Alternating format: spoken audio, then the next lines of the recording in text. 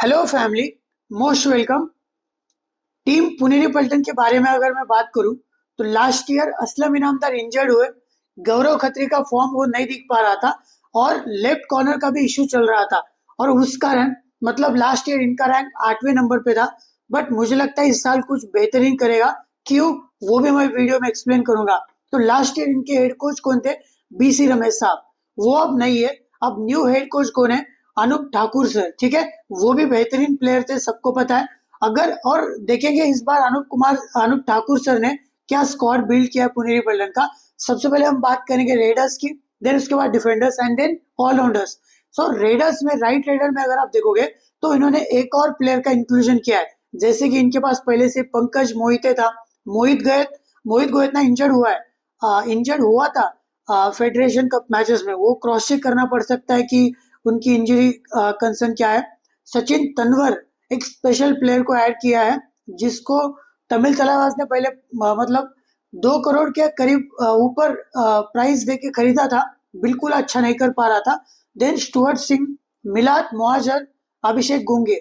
So total 6 players है right के। और यहाँ पे अगर हम एक एक प्लेयर्स की बात करें किसकी पोजीशन बनेगी स्टार्टिंग 7 में, तो सबसे पहले मुझे लगता है पंकज मोहिते। देखो Pankaj Mohite right raider.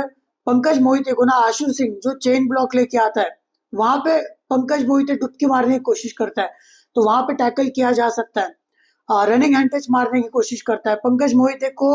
Tackle किया जाता है थाई होल्ड या फिर चेन ब्लॉक, और अगर डीप चला गया तो एंकल होल्ड या फिर डाइव मार के पकड़ा जा सकता है। बट जो बैक ट्रैकिंग स्किल जो है ना, वो अच्छा है बैक थ्रस्ट पंकज मोहिते का। मोहित गोयत एक ऑलराउंडर वैल्यू क्रिएट करता है, इन पे खड़े रह के एंकल होल्ड करता है, राइट रेडर्स के पीछे पीछे भाग के ब्लॉक करने की कोशिश करता है। और रेडिंग में तो आपको पता ही है फुट मूवमेंट्स अलग तरीके से चलती है, रनिंग हैंड टच या फिर डाइविंग हैंड टच मारता है। बट फेडरेशन कप में ना इंजर्ड हुआ था, तो वो इंजरी कंसर्न देखने लायक बात रहेगी। सचिन तनवर लास्ट ईयर तमिल तलावास का लीड रेडर बनने के लिए मतलब ऐसे सोचा जा रहा था कि यार बेहतरीन परफॉर्मेंस आएगा, बट बिल्कुल खास नहीं कर पाया क्योंकि सेम फुट मूवमेंट चल रही है। सचिन तनवर क्या करता है, देखो जब भी रेड कर रहा है ना, वो क्या करेगा, फेक बोनस का डॉज देगा। उसके बाद वो राइट कवर को रनिंग हैंड टच मारने की कोशिश करेगा। फिर रनिंग बोनस के लिए जाएगा राइट इन के ऊपर, वहां पर भी फेक डॉज देगा। तो सेम फुट मूवमेंट के कारण ना सचिन तनवर उतना खास नहीं कर पा रहा है और लीड रेडर की भूमिका शायद आपको ना देखने को मिले सचिन तनवर से। ये चीज आपको नोट करना है। और उनको अगर राइट कवर या फिर राइट कॉर्नर अगर अच्छा रहा ना, तो चेन ब्लॉक कर सकता है। शुभम शिंदे ने बहुत बार टैकल मारा है।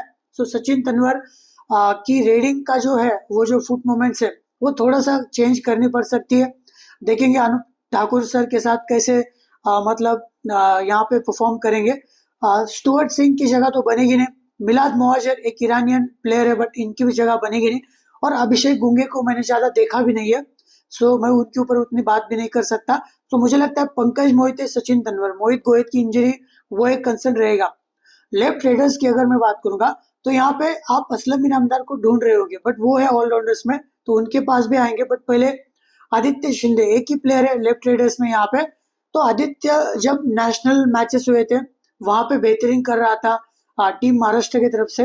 रनिंग हैंड टच मारता है, स्मार्टली रेड करता है। कभी कभार डीप अगर चला गया तो वहां पे डाइव मार के पकड़ा जा सकता है, थाई होल्ड किया जा सकता है। बट देखो इनको हमेशा से ना रिटेन किया जाता है, बट ज्यादा मौका नहीं मिलता है। देखते हैं आदित्य शिंदे को इस बार मौका मिलता है या नहीं। डिफेंडर्स के ऊपर हम बात करेंगे अब। इनका वीक लिंक जो है, लास्ट ईयर वही थ्रेट था। इस बार देखो इन्होंने लेफ्ट कॉर्नर पे ऐड किया है विशाल भारद्वाज, जो चंडीगढ़ की तरफ से खेलते हैं। आपने उनको देखा ही होगा फेडरेशन कप या फिर नेशनल मैचेस में।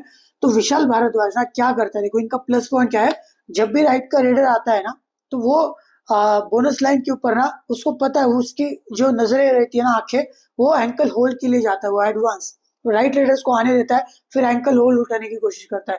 बट वहीं पे अगर राइट रेडर्स को पता है कि वो विशाल भारद्वाज ऐसे करने वाला है, तो टो टच खा सकता है। ठीक है, और कभी कभार एडवांस के चक्कर में पॉइंट्स लीक हो सकते हैं। और लेफ्ट रेडर्स के ऊपर थाई होल्ड करता है, बट कभी एडवांस हुआ तो वहां पे पॉइंट्स लीक करने के चांसेस है।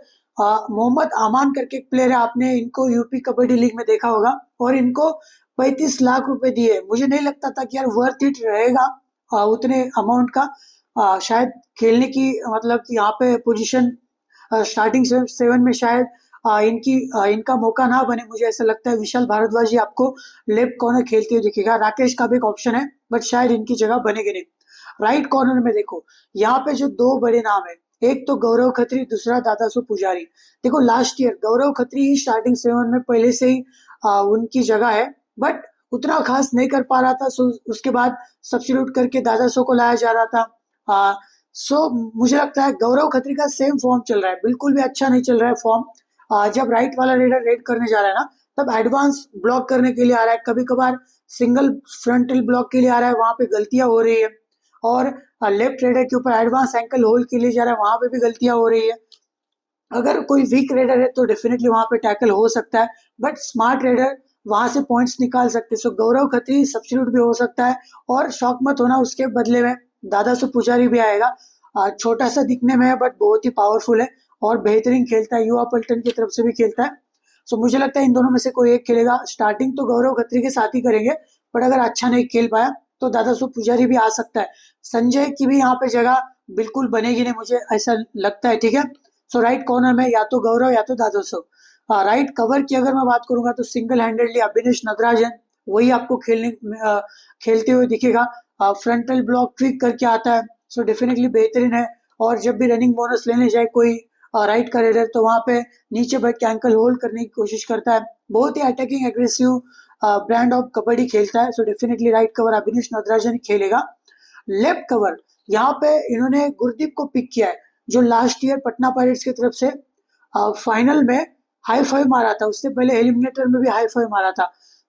बेहतरीन करता है। देखो गुरदीप का प्लस पॉइंट क्या है, जब भी लेफ्ट वाला रेडर ऐसे आता है ना सीधा, तो वो घुस के थाई होल्ड करने की कोशिश करता है। और गुरदीप का एक और प्लस पॉइंट है कि वो किसी भी पोजीशन से खेल सकता है, मतलब कि वो राइट कवर से भी मार सकता है, फ्रंटल ब्लॉक कर सकता है, थाई होल्ड कर सकता है। लेफ्ट कॉर्नर तो खेलते ही है लेफ्ट वाले कवर्स, तो हर एक पोजीशन खेलना जानता है। सो मुझे लगता है गुरदीप नो ब्रेनर इनका स्ट्रेट पिक होने वाला है फॉर लेफ्ट कवर। वैभव रबाड़े, रोहन तुपारे, ये ऑलराउंडर्स है यार। मुझे ऐसा लगता है वैभव रबाड़े तो राइट से रीड भी करना जानता है, और रोहन तुपारे भी है जो कि लेफ्ट कवर है। ऑलराउंडर्स में अगर हम बात करेंगे, सबकी नजर रहेगी असलम इनामदार क्या कितने फिट है। और हमने अपने आनंद फैंटेसी वर्ल्ड यहाँ पे चैनल के ऊपर भी आप देख सकते हो, उनके साथ हमने एक इंटरव्यू भी किया था, स्क्वाड एनालिसिस भी किया था पुनेरी पल्टन का, और असलम भाई ने वहां पे बोला था कि मैं फुल्ली फिट हूँ। सो वो चाहिए भी, जरूरत है यार, क्योंकि एक कैप्टन की भी जरूरत पड़ेगी, क्योंकि असलम जिस तरीके से गेम को रीड करते हैं, गेम को चलाते हैं, लाजवाब कमाल के प्लेयर है। और आपको पता ही है जो उनका प्लस पॉइंट है बोनस निकालना, कितना फास्ट निकालते हैं, और रनिंग हंटर्स भी लेफ्ट कवर के ऊपर मारेंगे, टीम को चलाते हैं। सो असलम की जरूरत रहेगी, और लेफ्ट टीम या फिर राइट टीम पे खड़े रह के एंकल होल्ड करते हैं, रेडर्स के पीछे पीछे भाग के फ्रंटल ब्लॉक करते हैं। सो डेफिनेटली असलम इनामदार एक इंपॉर्टेंट पिक निकल के आएगा यहाँ पे। और मोहम्मद नबी बख्श को इस बार ऑप्शन में लिया है, बट मुझे नहीं लगता कुछ काम बनेगा।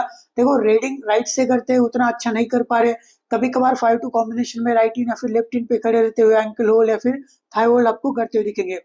अगर हम बात करेंगे पुनेरी पल्टन की starting 7, so Aslam Inamdar centre lead raider की भूमिका निभाएगा। सचिन तनवर खेलेगा एज ए राइट रेडर।